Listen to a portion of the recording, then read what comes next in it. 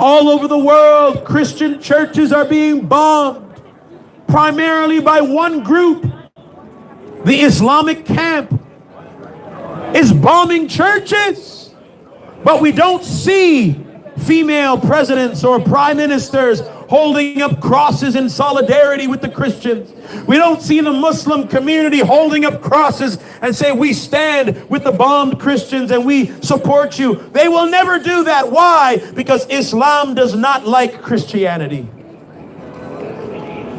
Every Muslim knows and believes that one day Jesus will come and destroy the cross and get rid of the pigs and remove jizya. Even I know that as a Christian, and every Muslim knows that this is what they teach.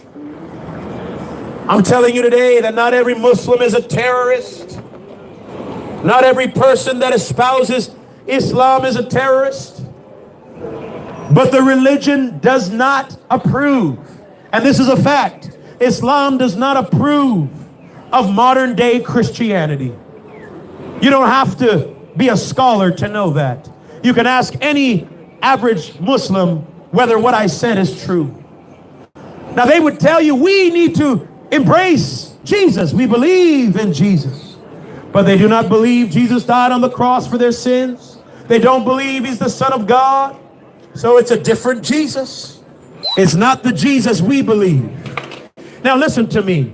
I'm here to tell you today, all around the world, Christian churches are being bombed. Look what happened in New Zealand when an atheist, crazy white man shot some Muslim people in a mosque. First and foremost, that was wrong. Nobody should go into a holy place or any place and kill anybody in the name of anything, because that's called murder. That's a violation of the 10 Commandments. It's contrary to the Word of God. Every person that's committed a crime should be brought before the court of law and to be judged accordingly. We don't just walk around with guns and shoot people. So my sympathy as a Christian goes towards all of those families who got shot in that mosque. I don't approve and don't agree with Islam, but I do think murder is wrong. And it made headlines. 40 people got killed, and it made international headlines. We've seen female prime ministers wearing hijabs in solidarity with Islam. Very short after, 300 Christians in Sri Lanka were bombed. And I don't see any major Muslim source or mosque or scholar standing up and saying, we sympathize with you. It was on Easter weekend. I've been watching the news. I've been looking it up in Google, and the question is why? This is a question you have to ask yourself. It's a question I have to ask myself.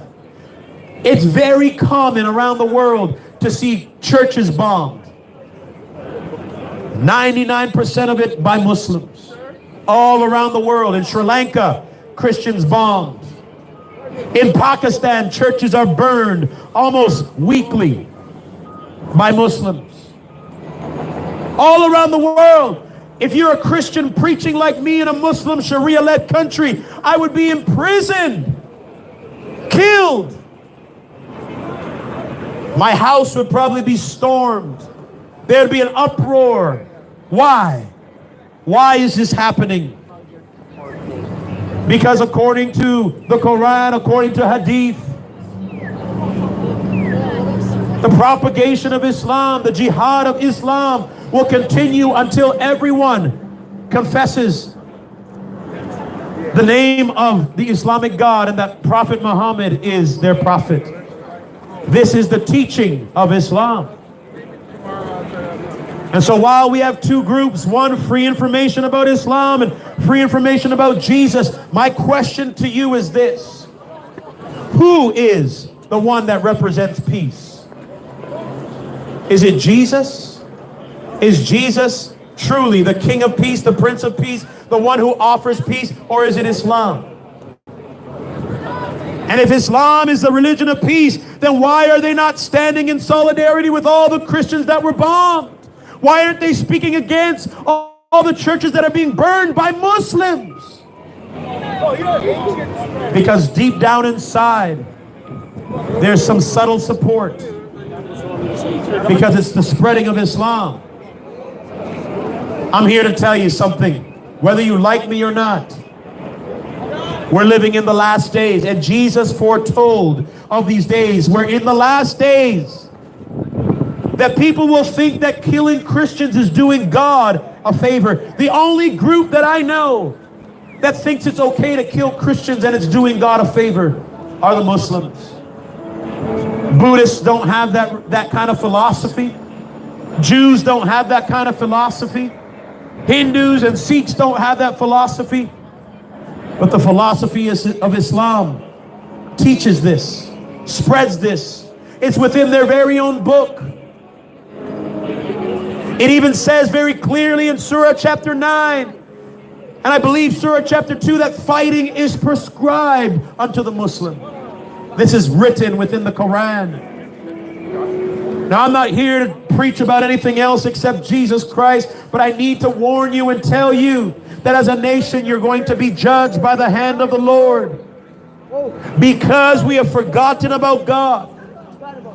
We forgot about His Word. We've opened the doors to lies and philosophies and teachings that are contrary to the things of God.